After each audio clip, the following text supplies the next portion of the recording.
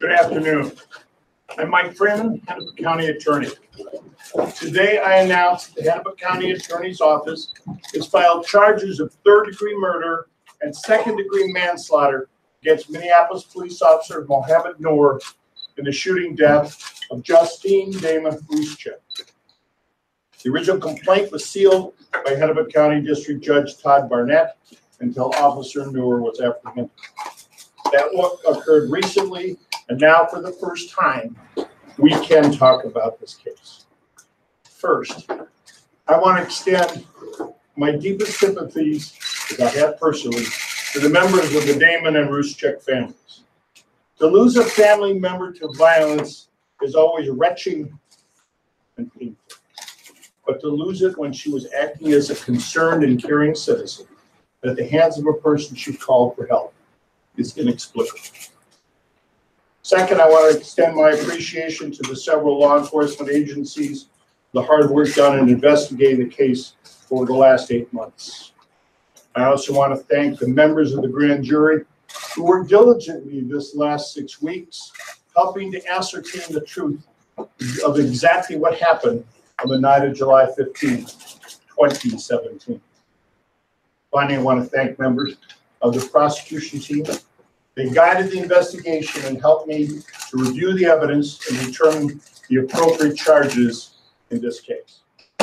Because the investigation was thorough, we have a nearly second-by-second understanding of what happened from the moment Ms. Ruszczyk called 911 till she was fatally shot by Officer Noor 13 minutes later.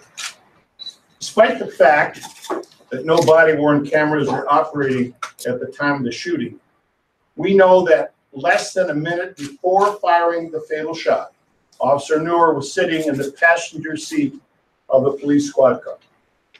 Noor had just typed into the squad car's computer code 4. That message, which went to the police dispatcher, meant that the officers had completed their investigation, were safe, and needed no assistance. According to the complaint, Officer Noor's partner, Officer Matthew Harity, was driving the squad car that night. Harity said that just 5 or 10 seconds after Noor entered code 4, Harity heard a voice, heard a thump somewhere back behind him on the squad car, and caught a glimpse of a person's head and shoulders outside his driver's side door. Harity was unable to say what the noise was, how loud it was, what the person's voice sounded like, or what the person said. Harity characterized the voice as a muffled voice or whisper. Harity said he could not see whether the person was a man or a woman, an adult or a child. Importantly, he could not see the person's hands and estimated the person was at least 2 feet away from him. Harity saw no weapons. However, Harity claimed he was startled, took his gun out of its holster, and held it against his ribcage, pointing downward. Harity said from the driver's seat, he had a better vantage point to determine a threat on his side of the car than Officer Noor did in the passenger side. Officer Harity said he then heard a sound he described like a light bulb dropping onto the floor and saw a flash. Harity checked to make sure that he was not shot, then looked to his right and saw Officer Noor's right hand extend across him towards Officer Harity's open window. Officer Harity then looked out his window and saw a woman. Ms. Ruszczyk put her hands on the wound on her left side of her abdomen and said, "I'm dying," or "I'm dead." Officer Harity then could see both of her hands, believed there was no threat, and got out of the car. Ms. Ruszczyk was far enough away from the car that Officer Harity was able to open his door and get out. Officer Noor came around from the passenger side, and Officer Harity told him to holster his gun and turn on his body camera. 1 minute and 10 seconds after getting out of the car, the officers began CPR. In the first conversation, moments after the shooting, first captured on body camera footage, that was now operating, Officer Harity told his supervising sergeant that they were ready to go and to clear the area and go to another call when, quote, she came up on the side out of nowhere, end quote. Harity said, quote, we both got spooked, end quote. And then he got his gun out. However, Officer Harity did not mention hearing a voice or a noise before the shot was fired. Timestamps in the surveillance cameras of witnesses who heard the shot and the activated body cameras show both officers standing over Ms. Damond Ruszczyk indicated that the shot was fired between 11:40 with 15 seconds and 11:40, 29 seconds, or 14 seconds.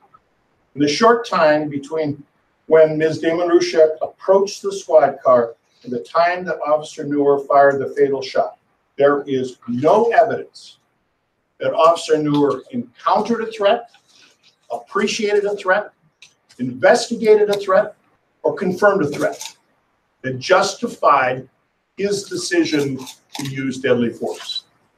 Instead, Officer Noor recklessly and intentionally fired his handgun from the passenger's seat in disregard for human life.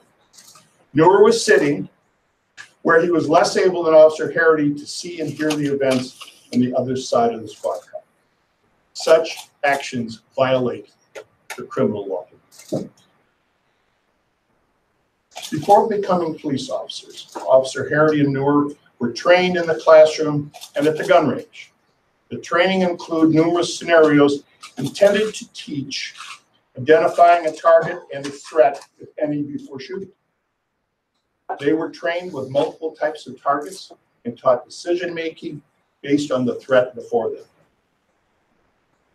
These are the facts as we detail them in the criminal complaint. But there are only allegations, and Officer Noor is presumed innocent, and we must prove the charges beyond a reasonable doubt to a jury. As I've said numerous times over the past few months, we would not be rushed to a decision by any outside pressures. We would take our time, use all possible tools to gather all possible evidence, and then apply the law to that evidence. Much has been written and said about my use of the grand jury after announcing almost exactly 2 years ago that I've no longer used the grand jury in deciding officer-involved shootings. I said at the time that because of the secrecy in the grand jury deliberations, the people of the county were unable to know what went into a decision, and the lack of transparency was simply not acceptable. Nor did county residents have someone to hold accountable for the grand jury decisions. I still believe that. Let me be clear. The decision to charge Officer Noor is my decision and mine alone. Many officers cooperated and came forward when we asked, but some did not. When we did not receive the cooperation we and the citizens of Hennepin County expect from the police officer to do their duty and voluntarily report what they saw and did at the scene of the shooting or in the training of the officer, it left us no other choice than to use the investigative powers of the grand jury. We did so. We were methodical in reviewing this case for another reason. The men and women of the Minneapolis Police Department and in all police agencies in Hennepin County are brave, hardworking, and committed to our safety. We ask much of them. They go into places and encounter situations most of us never will, if we are lucky. As a result, the laws of Minnesota and the rulings of the United States Supreme Court have given police officers protections that citizens don't have. Chief among them, police officers may use deadly force in certain rare circumstances. Unless the officer was unacceptably reckless, no charges can be brought. I agree with that.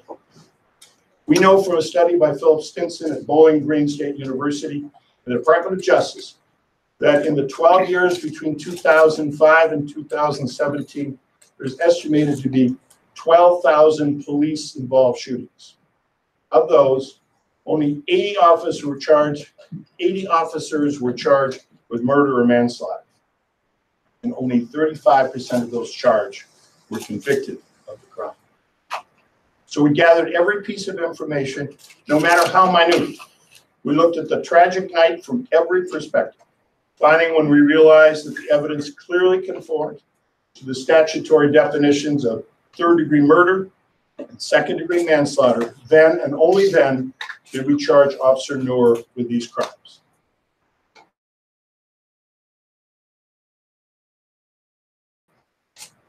As required by law. Today, I announce a criminal charge. I am able to answer questions about the information set forth in the complaint and the charges, but I'm very limited to say anything beyond that. And I remind you again, what is set forth in the complaint and what I say today are allegations only. To obtain a conviction, we must prove them with admissible evidence in a court of law beyond a reasonable doubt. The rules about disclosure before trial must be followed, so detailed questions about the investigation must await that trial.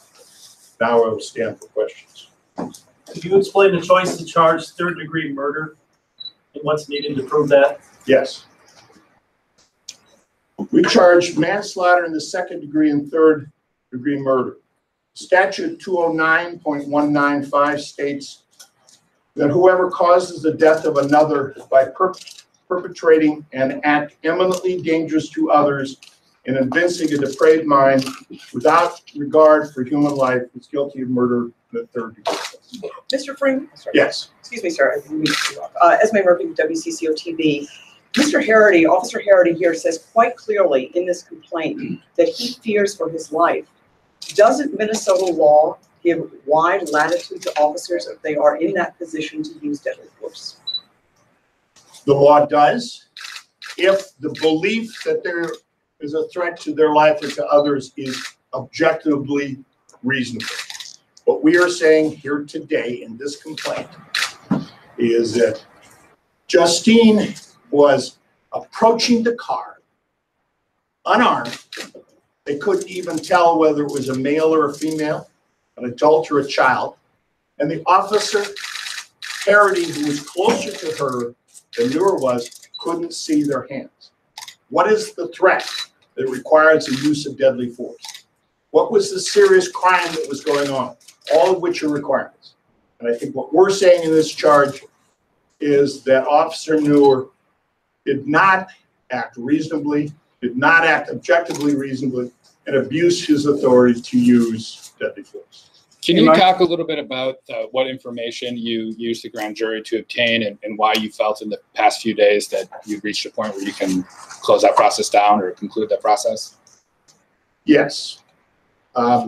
We found it necessary to ask a lot of the Minneapolis police officers, because many came to the scene that night, questions about what they saw, what their body cameras looked like, etc.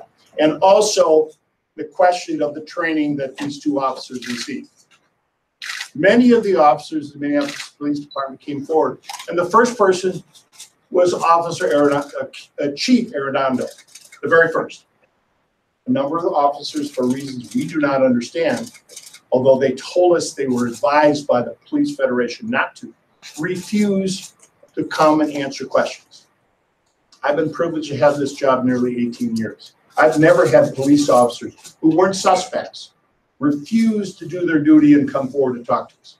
We therefore had no alternative than to subpoena them to a grand jury and take their testimony under oath. Mike, is that because you've charged officers just recently for crimes allegedly committed on duty? Did you get a sense that that perhaps ruffled the ranks of the police union?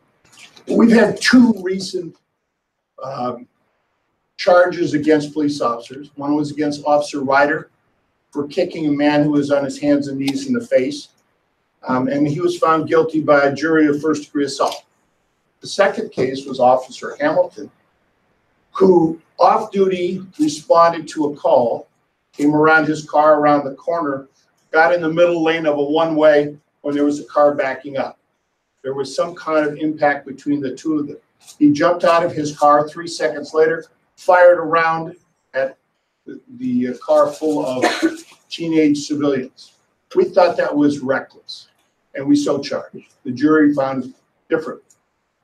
You know, over the last, since 2010, I've charged 17 law enforcement officers here in Hennepin County for a variety of crimes. 11 of them have been Minneapolis police officers.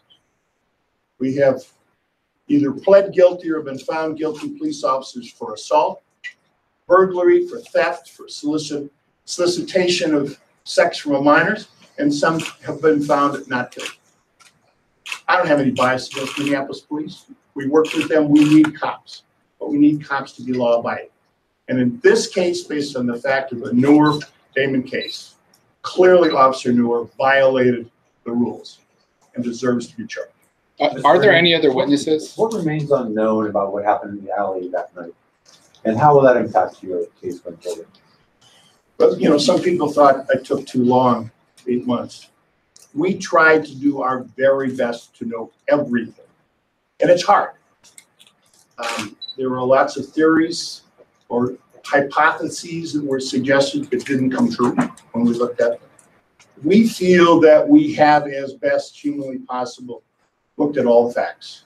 And the final information we had to have was from the officers we were required to subpoena to the grand jury. We believe we have as much as humanly possible.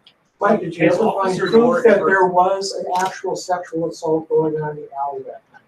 The investigation to date has not revealed any particular person.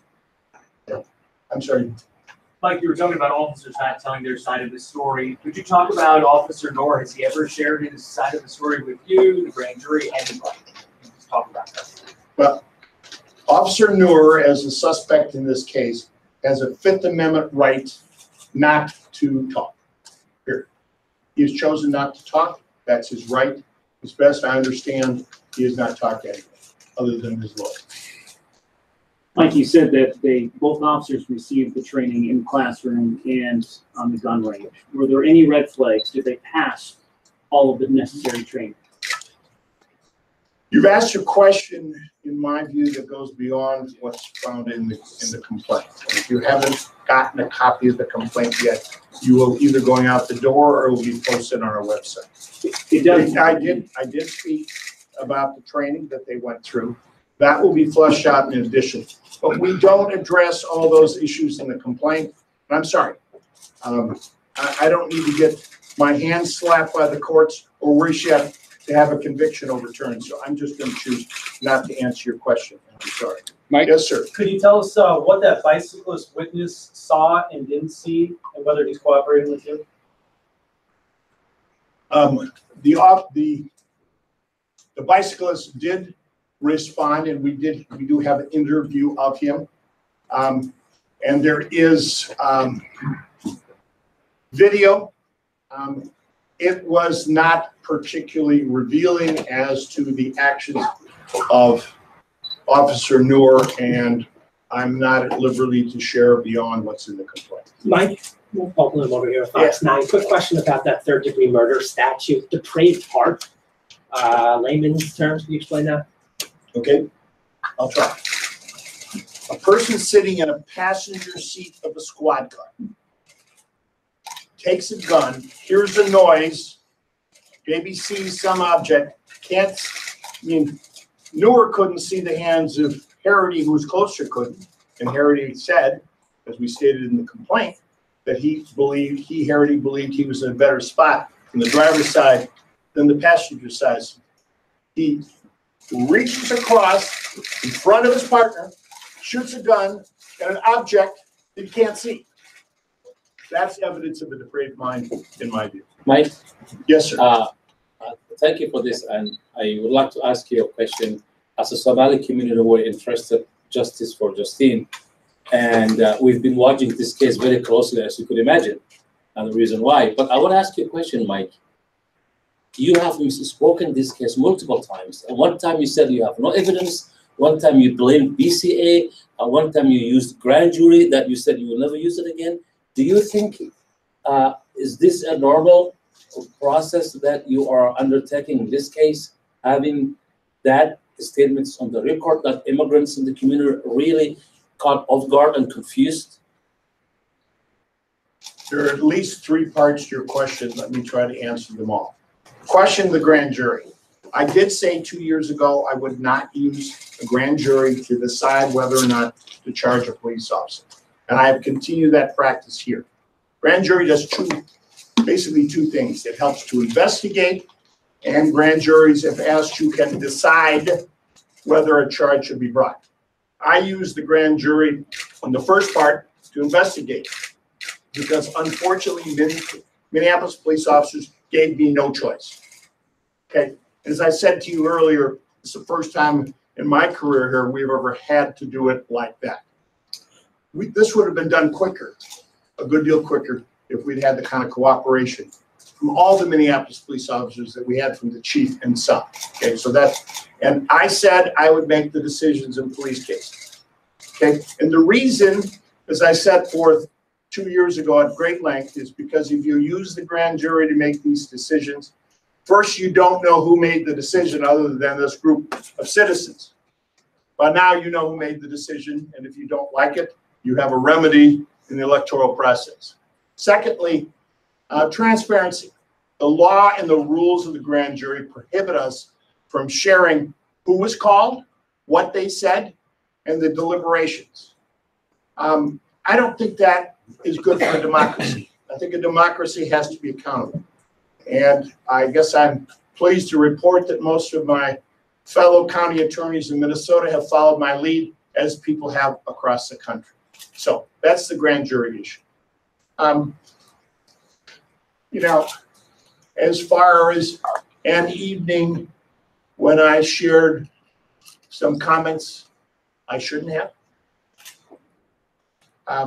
that was last December. This is March. We've done a tremendous amount of work since then. We've worked diligently and really hard to try to completely and totally understand. You know, the mistake of December, I believe, has been resolved by the significant work we've done since. Okay. Mike, Yes, how many man hours have you guys put into this? Can you compare? We've had a lawyer and a legal assistant working full-time since July. And 2 or 3 or 4 of the top lawyers I have, including my 2 wonderful deputies standing behind me, have worked half to 3/4 time. And then we've had some help on the side. These officer-involved shootings are terribly time-consuming. And I believe because of the impact to the community, they have to have our best working as much as we can. That's the kind of effort. Hundreds, not thousands of hours. And Mike, your counterpart in Milwaukee County has his own team which goes out to a scene of every officer-involved shooting or death in custody. Is that something you would consider doing? You know, my experience in these 2 real tough cases, Jamar Clark and Officer Noor, have led me to believe that there are some things we need to consider to do differently. And we will do those, and we made changes by changing how we use the grand jury. I think we have issues about how we investigate our cases. They're done differently all over the country.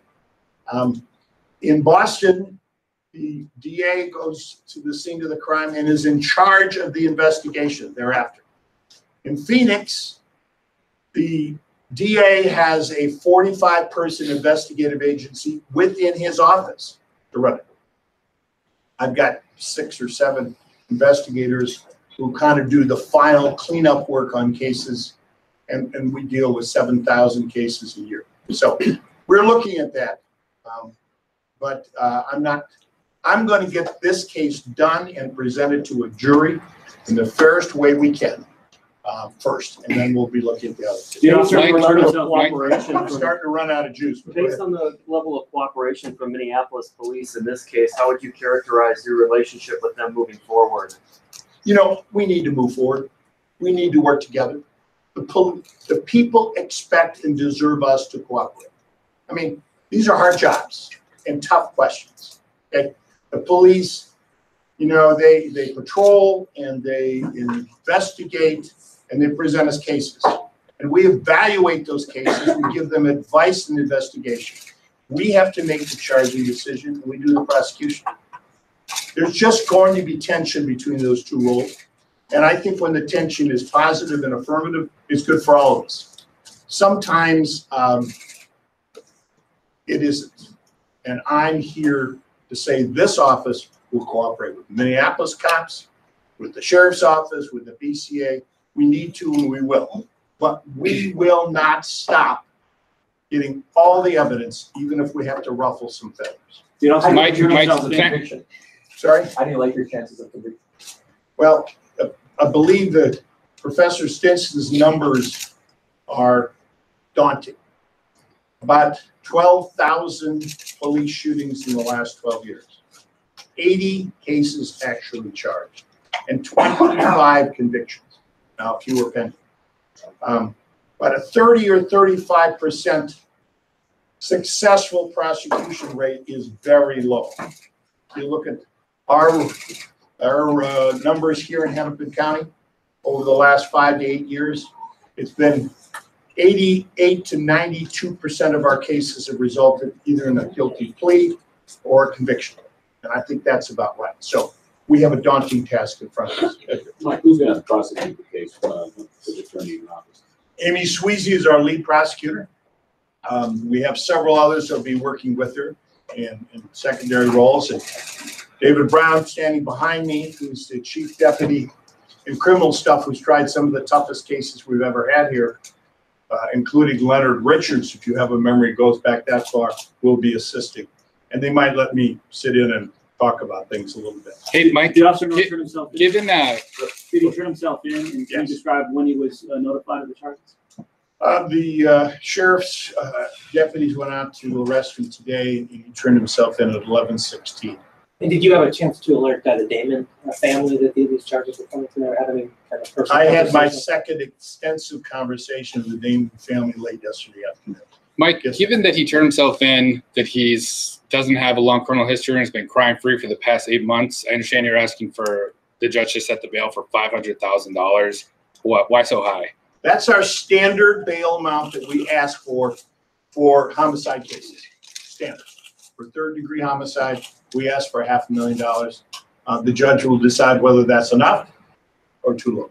When is Officer Noor's first day in court? Tomorrow, we believe it will be tomorrow, probably in the afternoon. It hasn't been set yet, but that it's following normal procedures. All right, I got one more left. He's out to the rim. Thank you very much.